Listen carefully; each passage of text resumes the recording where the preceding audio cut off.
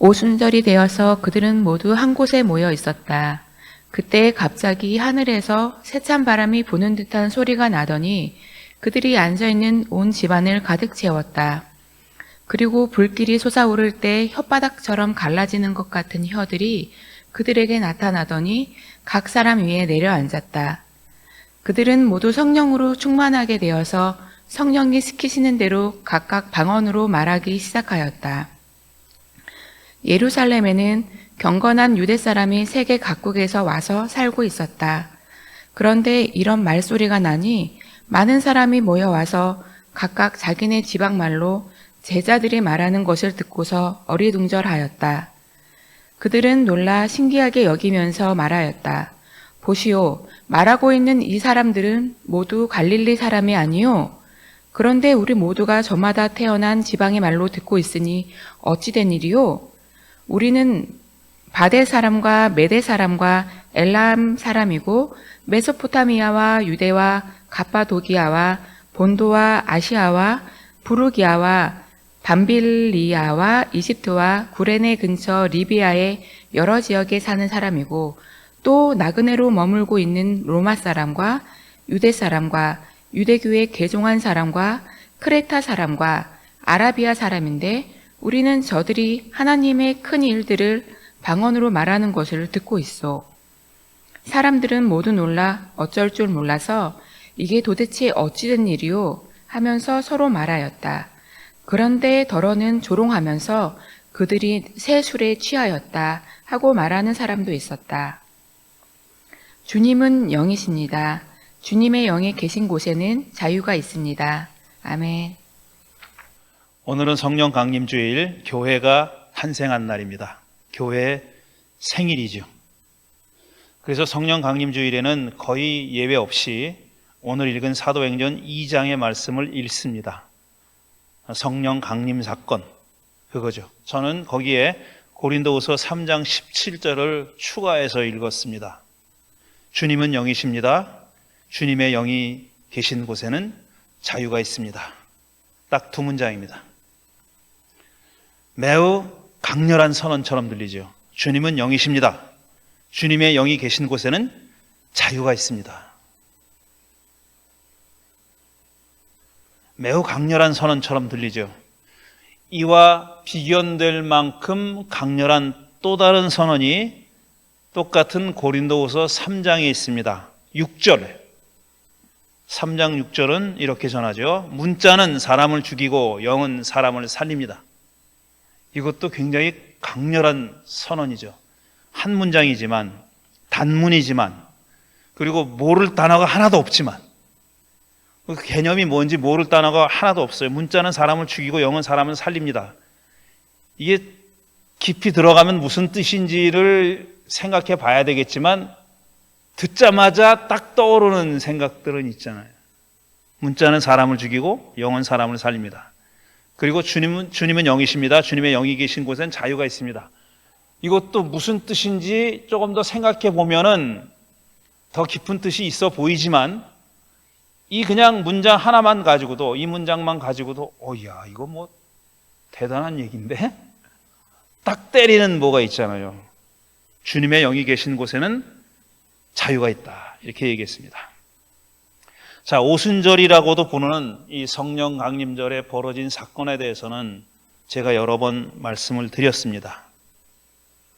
그런데 이 신약 성서가 전하고 있는 사건들 가운데는, 신약 성서에 기록된 일들, 사건들 가운데는 구약 성서가 전하는 사건, 구약 시대에 벌어졌다고 구약 성서가 전하는 사건을 약간 패러디한 그런 사건들이 여러 개 나옵니다. 비슷한 사건이 구약에도 일어난 겁니다. 근데 그와 참 비슷한, 웬만큼 성경을 잘 모르는 사람이 봐도 이거 어디서 본 얘긴데 라는 생각이 들 정도로 비슷한 사건이 신약에도 전해지는 겁니다. 그런데 잘 읽어보면은 의미가 많이 다른 경우가 있어요. 이 오순절 성령 강림 사건도 그 가운데 하나에 들어갑니다. 그 중에 하나입니다. 그러면 이 오순절 성령 강림 사건은 구약 성서에 어떤 사건을 패러디한 거냐 하면은 창세기 11장에 나오는 바벨탑 사건을 패러디한 겁니다. 바벨탑 사건이 얘기하는 것을 비틀어서 다른 메시지를 전하고 있다는 거예요. 근데 등장하는 에피소드들이나 단어들이나 개념들은 상당히 비슷해요. 근데 그걸 그대로 반복하는 게 아니라 살짝 틀어서 전혀 다른 메시지를 전하고 있다는 얘기입니다. 자, 바벨탑 사건은 이런 겁니다. 인류가 아직 다양한 종족들로 분화되기 전에, 그러니 이거는 사실 역사적으로 벌어졌던 사건이라기보다는 어떤 메시지를 전하기 위해서 만들어낸 이야기죠. 그걸 우리는 스토리라고 부릅니다. 이야기라고 부르고, 문학적으로는 그걸 신화라고 불렀어요. 뭐 신들이 나와서 뭐 결혼하고 뭐 시집가고 이런 얘기가 아니라 어떤 그 신의 영역에서 벌어진 일과 인간의 영역에서 벌어진 일을 이렇게 하나로 만든 거예요. 신의 영역과 인간의 영역이 이렇게 뒤섞일 수 있다고, 그걸 뒤섞어서 만들어낸 이야기를 신화라고 하는 겁니다. 이게 바벨탑 이야기는 그러니까 역사적 사건, 일어난 사건이 아니라 뭔가 메시지를 전하기 위해서 만들어낸 스토리다 이겁니다. 그러니까 실제로 바벨탑을 뭐 발견했느니 이런 얘기 하는 거는 그건 참 어리석은 일이에요. 그 뭔가 폐허를 발견했다 그래도 그게 바벨탑인지 아닌지를 밝혀낼 재간이 없어요. 그러니까 그런 얘기들을 자꾸 하는 거는 뭐 수십 년 전에 고고학자들이 그런 짓을 많이 했습니다. 그래서 요즘은 그런 짓 하지 않습니다. 자, 어쨌든 인류가 아직은 여러 종족으로 분화되기 전에 하나의 집단이었다는 것을 가정하고 있는 거예요. 근데 하나의 집단이니까 이 사람들이 언어를 하나밖에 안 갖고 있었어요. 하나의 공통된 언어만 쓰고 있었습니다. 그런데 이 인간 집단이 시날이라고 하는 곳에 자리를 잡고 도시를 건설하려고 했다는 겁니다. 그리고 높은 탑을 쌓기로 결정한 겁니다. 자, 우리 여기다 이제 더 이상 어디 딴 데 가지 말고 여기 자리 잡고 여기서 살자. 그리고 그냥 사는 게 아니라 도시를 건설하고 여기서 살자. 그리고 그냥 도시만 건설하는 게 아니라 높은 탑을 쌓자고 생각한 거예요. 그 시날이라는 곳은 요즘 말하면 메소포타미아 지방이에요. 중동 지방이에요. 그때 옛날에 그렇게 불렀습니다. 그러니까 가나안 땅하고는 좀 동쪽으로 떨어져 있는 곳이죠. 그렇게 됐다는 겁니다. 자, 근데 탑을 거기 정착해서 도시를 건설하고 탑을 쌓으려고 했던 목적을 얘기하고 있어요. 정착해서 도시를 건설하려고 했던 목적은 뭐냐면은 온 땅 위에 흩어지지 않으려고. 사실 동어반복이죠. 모여서 집단으로 도시를 만들면 안 흩어지는 거잖아요. 그러니까 흩어지지 않기 위해서 도시를 건설하기로 결정한 거예요. 이 사람들이 한 언어를 쓰던 사람들이 그렇게 결정했고, 그 다음에 탑을 쌓기로 한 이유는 뭐냐면은 그 꼭대기가 하늘에 닿게 하여 우리의 이름을 날리자 이랬어요. 그게 창세기 11장이 전하는 이야기입니다. 탑을 쌓은 목적은 꼭대기가 하늘에 닿게 해서 우리의 이름을 날리자 그랬어요. 꼭대기가 하늘에 닿으면 왜 이름을 날리는 건지는 모르겠어요. 어쨌든 꼭대기가 하늘에 닿게 하려고 하는, 하늘이 이렇게 높은 줄 몰랐던 거죠. 그렇게 높은 줄 몰랐던 거예요. 이 하늘이 이렇게 높은지를 사실 알게 된 거는 그렇게 오래전이 아니에요. 우리 인류가 하늘이 그렇게 지금처럼 그렇게 높고 저 별이, 빛나는 별이 수백억 광년 바깥에서 오는 별이란, 거기 있는 별이라는 걸 알게 된 게 최근입니다. 탑을 쌓으면은 꼭대기가 하늘에 닿으리라고 생각을 했던 거예요. 그리고 탑을 쌓았는데 그게 이제 요즘 중동 지방에 가면은 유적이 남아있는 지구랏이라는 거예요. 지구랏이라는 게 한 100m, 150m 될까? 굉장히 높습니다. 그때 기술로 보면은 굉장히 높은 탑인데 그 정도 쌓아가지고 하늘에 닿을 거라고 상상을 했던 겁니다. 그러니까 이 사람들이 도시를 건설한 이유는 흩어지지 않기 위해서고, 탑을 쌓은 이유는 이름을 날리고 그 꼭대기가 하늘에 닿게 하려고 하는 거예요. 이게 딱 느껴지는 게 뭡니까? 아, 하나님처럼 되고 싶은 거구나, 이 자들이. 하나님과 유사하게, 하나님과 어떤 맞먹으려고, 쉽게 얘기하면은 탑을 하나님이 계신 저 높은 곳까지 닿게 해서 우리가 하나님과 맞먹는 그런 존재라는 것을 알리고 싶었던 겁니다. 하나님의 입장에서 보면은 이건 오만이고 교만이고 그런 거죠. 그런 이유로 도시를 건설하고 탑을 쌓았다는 겁니다. 자, 그런데 하늘에서 하나님이 그걸 내려다 봤어요. 내려다 봤다는 거예요. 창세기 11장 얘기를 하는 겁니다, 제가 지금. 내려다 보고, 자, 이 자들이, 이 인간이라는 자들이 뭔 마음을 먹고 뭔 짓을 하나를 알아보려고 내려오셨다는 거예요. 하늘에서 내려오셔서 이런 판단을 내립니다. 사람들이 하는 짓을 어떻게 이해했느냐, 하나님이 어떤 판단을 내렸느냐 하면은 이렇게 말합니다. 보아라, 만일 사람들이 같은 말을 쓰는 한 백성으로서 이런 일까지 하기 시작했으니 이제 그들이 하고자 하는 것은 무엇이든지 하지 못할 일이 없을 것이다 라고 판단했어요. 이 자들이 하는 걸 보니까 얘들이 마음 먹으면 못할 일이 없겠네 라고 하나님이 판단했다는 거예요. 그게 하나님의 판단입니다. 요즘 말로 얘기하면 하나님 이 인간들에게 자유를 줬더니 이 자들이 앞으로 무슨 일이든지 하겠네? 이렇게 판단하신 거예요. 그들이 하고자 하는 것은 무엇이든지 하지 못할 일이 없을 것이다 라고 판단을 내렸습니다. 그러니까 인간의 능력에 대해서 굉장히 높게 평가한 겁니다. 근데 그 능력을 가지고 뭐든지 자기가 하고 싶은 일을 다 할 수 있게 되면 이게 안 되겠다라고 판단한 거예요. 하나님은 그런 판단을 내린 겁니다. 저대로 놔둬서는 안 되겠다라고 판단을 내려서 어떤 조치를 취하느냐, 처음에 판단이 내려졌어요. 그 다음에 두 번째로, 그러니까 그 판단에 따른 조치를 취할 거 아니에요? 어떤 조치를 취하느냐면, 자, 우리가 내려가서 그들이 거기에서 하는 말을 뒤섞어서 그들이 서로 알아듣지 못하게 하자. 이게 조치입니다. 쟤들이 가만 놔두면 뭐든지 하겠네? 라는 판단을 내린 끝에 취한 조치가 뭐냐면은 말을 섞자. 소통이 안 되게 섞자. 그런 겁니다. 섞어서 서로 알아듣지 못하게 하자. 소통을 못하게 하자. 라는 게 하나님의 조치예요. 그래서 낳은 결과가 뭐냐 하면은 판단, 조치, 결과. 이렇게 3단계로 나가는 거예요. 결과가 주님께서는 거기에서 그들을 온 땅으로 흩으셨다. 그래서 그들은 도시 세우는 일을 그만뒀다. 그랬어요. 우리 생각에 저 탑을 부술 것 같잖아요? 안 그렇습니까? 여러분?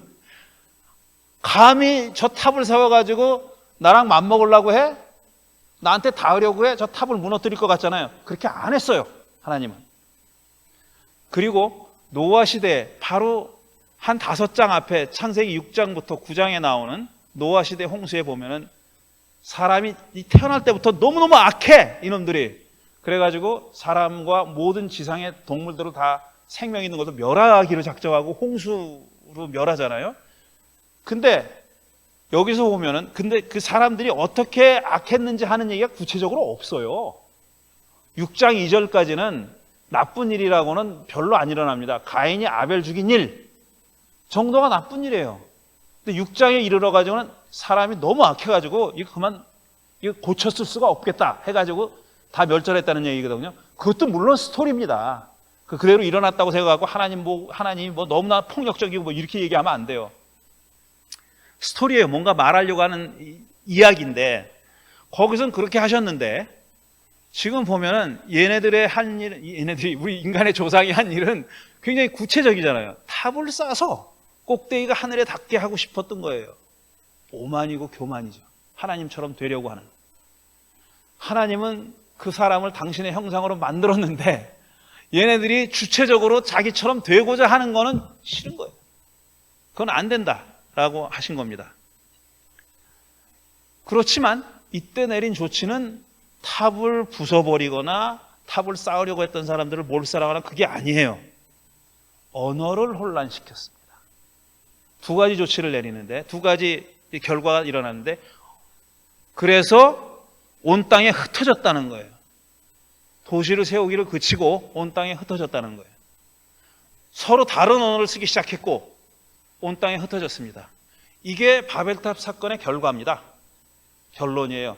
하나님이 판단을 내리고 조치를 취하고 그래서 이루어진 결과가 이겁니다. 그러니까 요약하자면 정리하자면 바벨탑 사건이 말하고 있는 내용은 뭐냐면 첫째로 하나님은 사람들이 도시를 이루어 사는 것보다 흩어져 사는 것을 원했다라는 겁니다. 이 이야기는 그렇다는 거예요. 이게 하나님의 만고불변의 법칙이라는 게 아니라 그래서 우리가 도시를 이루고 사는 사람들이 하나님께 죄악을 저지르고 있다 이 얘기가 아니라 이 이야기만 가지고 보면은 하나님은 사람들이 흩어지는 걸 원했던 겁니다. 두 번째로 하나님은 사람들이 스스로 오만하거나 교만해져서 당신처럼 되는 것을 용납하지 않았어요. 그 탑을 쌓기를 중단시킨 거예요.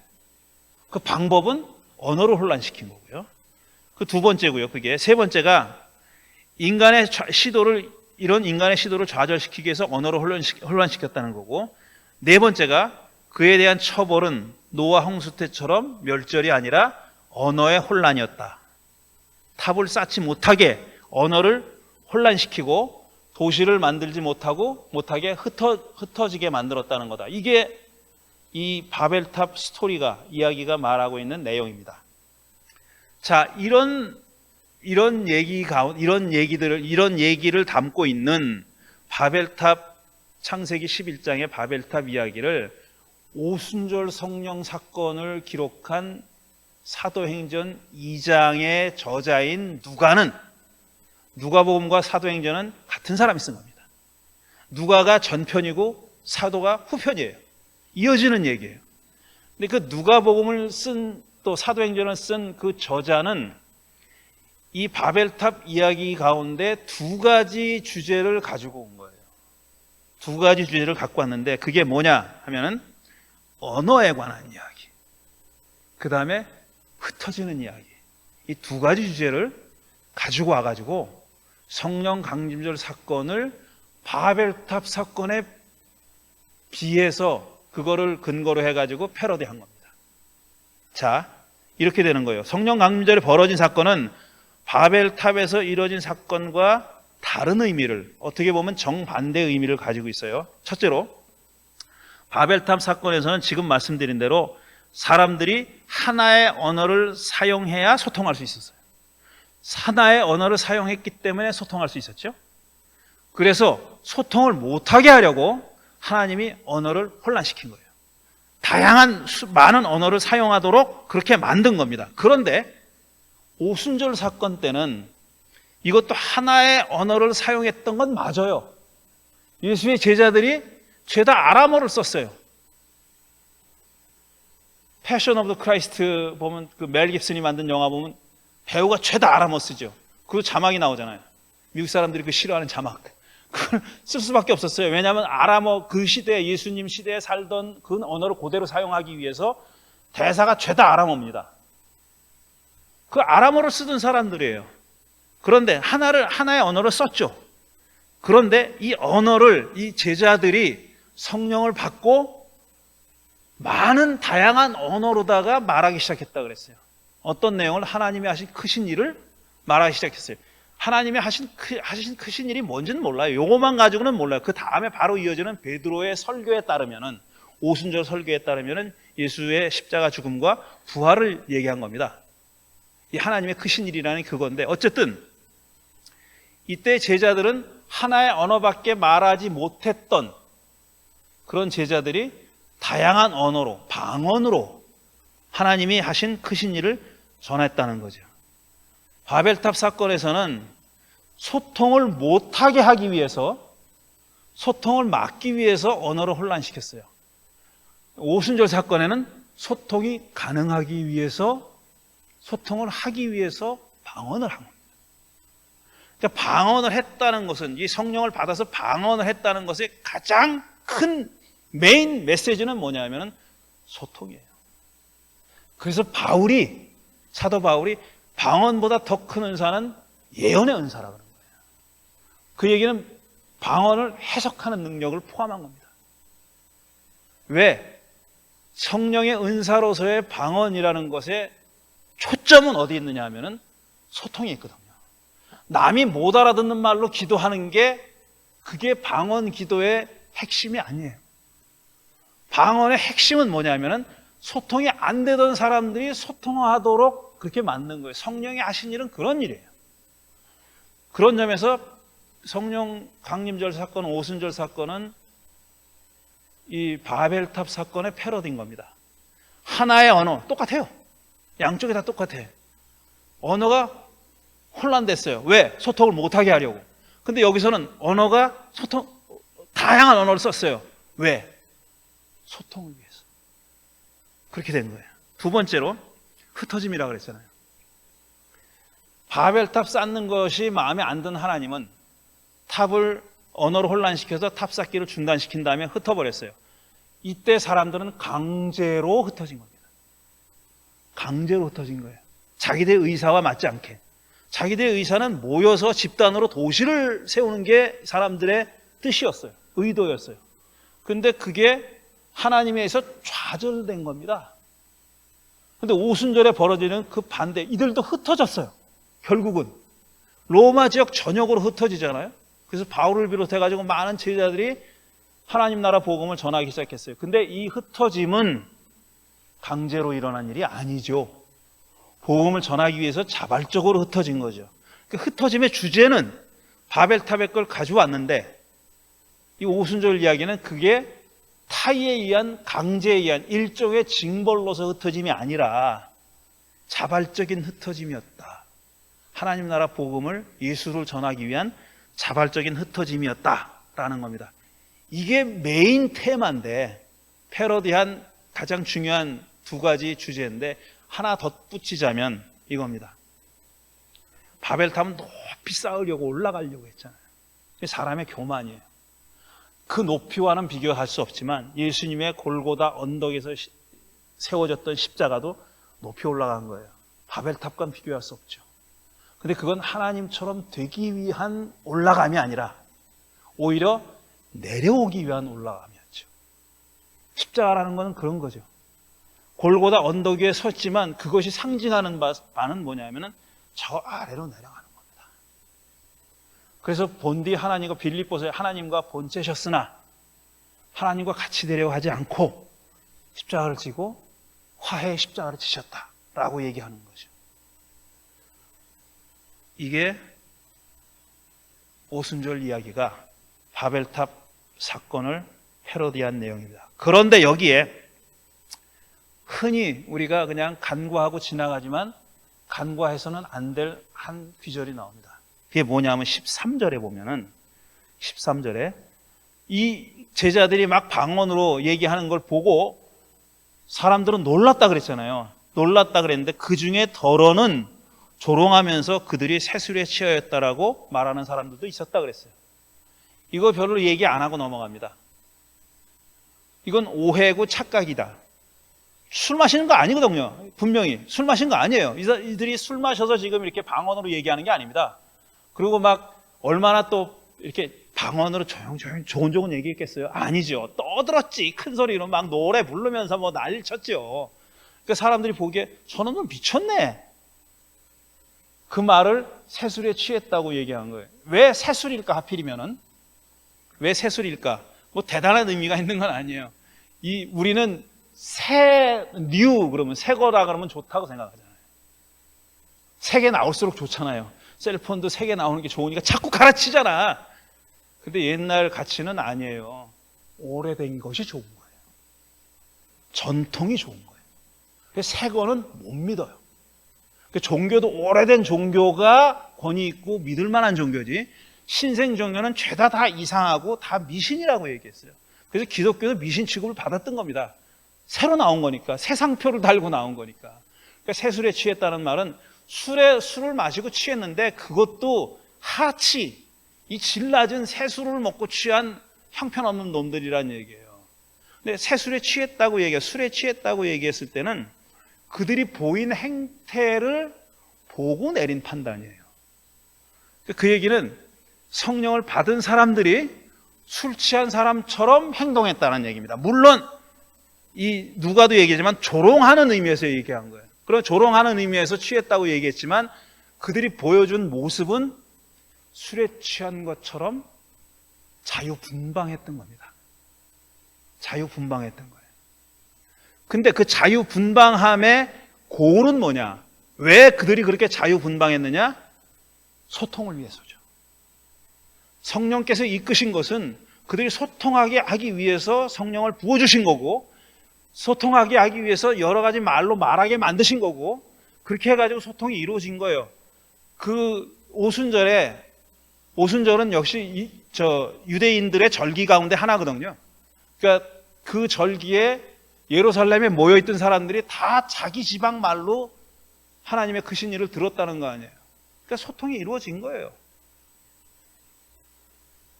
근데 소통이 어떻게 이루어졌냐면은 마치 술 취한 사람이 하는 것처럼 이루어졌다는 거예요. 그거는 어떤 의미냐면 어떤 무아지경, 엑스타시 같은 것이 있었다라는 얘기입니다. 이렇게 그냥 냉정하게 이런 식으로 했다는 게 아니에요. 냉정하게 그냥 아주 조곤조곤 논리적으로 그렇게 한 게 아니에요.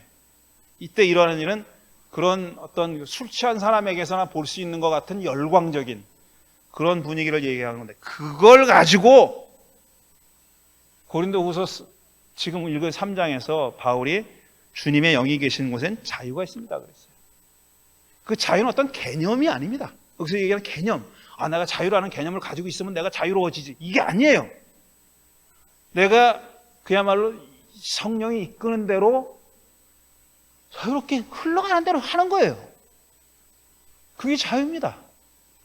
근데 그 자유의 궁극적인 고울은 뭐냐면, 목적은 뭐냐면 결국은 소통을 위한 자유예요. 소통을 위한 자유라는 것은 우리가 다 남이 아니다라는 겁니다. 제가 이번에 자유 시리즈를 얘기하면서 계속 강조하는 거는, 저 서양 사상, 서양 철학, 서양 종교 나쁘다고 얘기하는 게 아니에요. 한계가 있어요. 그들은. 우리 동양 사람들은 본능적으로 아니면 감각적으로 느낄 수 있는 한계가 있어요. 우리가 그걸 말로 표현하기는 힘들어요. 왜냐? 우리 다 그렇게 배운 사람은 아니거든요. 그러니까 말로 표현할 수, 개념적으로 설명할 수는 없어요. 논리적으로 설명할 수는 없는데, 그 사람들의 이야기를, 책을 읽어보면 딱 다 맞는 말이야. 다 맞는 말인데 걸리는 게 있어요. 얘네들은 자기만 생각하는구나. 남에 대한 생각은 그저 거칠해. 구색 갖추기. 자기가 자유로운 만큼 남이 자유롭다는 생각은 자기가 자유로운 것처럼 그렇게 강조하지 않아요. 우리는 항상 섞여서 삽니다. 섞여서 살기 때문에 우리한테는 말로든 바디랭귀지로든 뭐로든 이렇게 소통하는 게 중요해요. 사람을 이렇게 표정을 보고 느끼잖아요. 사람의 액션을, 몸을 조금 움직이는 걸 보고도 느낍니다. 그게 다 소통이에요. 소통이 이루어지는 거. 우리는 그렇게 말하는 겁니다. 그렇게 말하고 내 의사를 표현하고, 내가 좀 말로 하지 않아도 내가 좀 불편하다 그러면 불편한 뜻을 표현하고 그래요. 이런 자유, 이런 모든 것들이 다 뭉뚱그려져서 선을 이루는 그런 거를 생각해야 된다는 거죠. 나만 자유롭고 내 자유 때문에 남들이 피해를 보거나 남들이 어떤 구속을 받거나 이런 것에 대한 고려가 덜 있다는 겁니다. 서양 사상에서는. 이 성경도 엄밀하게 말하면 중동 지역의 산물이에요. 서양도 아니고 동양도 아니에요. 이거는 그 중간지대에서 나온 겁니다. 그런데 이 성경에는 그런 고려가 있어요. 서양 사람들은 기독교를 오랫동안 자기들 걸로 만들어 왔으니까 이거 성경과 이 성서의 사상을, 생각을, 믿음을 자기들 식으로 표현한 거예요. 그래서 어떤 개인 주체의 자유만 강조했어요. 그건 아니다. 그리고 그 자유라는 것이 이렇게 시행착오도 있고 부대끼는 것도 있고 또 갈등을 일으키는 것도 있어요. 이렇게 술 취한 사람처럼 이렇게 막 자유롭게 하다 보면 그게 못마땅한 사람도 있고 있어요. 다 그렇게 되는데 결국은 그거를 이렇게 서로 이렇게 부대끼면서 이렇게 달아지면서 맨들맨들해지는 거예요. 뾰족했던 면들이 계속 이렇게 부대끼면서 부드러워지는 거다 이거죠. 그게 성령께서 이루시는 자유, 성령께서 함께 하시면은 우리가 누릴 수 있는 자유라는 겁니다. 그리고 오순절 이야기는 바로 그 얘기를 하고 있다라는 거고, 세술에 취한 사람 같다고 비아냥거린 말 안에는 실제로 성령 받은 사람들의 생각과 행동이 들어있는 겁니다. 그래서 그렇게 자유로운 영혼이 돼서 마치 술 취한 사람처럼 착각하게 만드는 그런 모습을 보여줬던 거고, 바울은 고린도후서에서 그런 자유는 주님의 영이 계신 곳에 있는 거다 라고 얘기한 겁니다. 다음 주가 마지막입니다. 다음 주가 그동안 계속 경고해온 머리 아픈 이야기 다음 주에 하고 이 자유 시리즈의 얘기를 마치도록 하겠습니다. 자, 드린 말씀 생각하면서 잠시 되새김질하는 시간 갖겠습니다.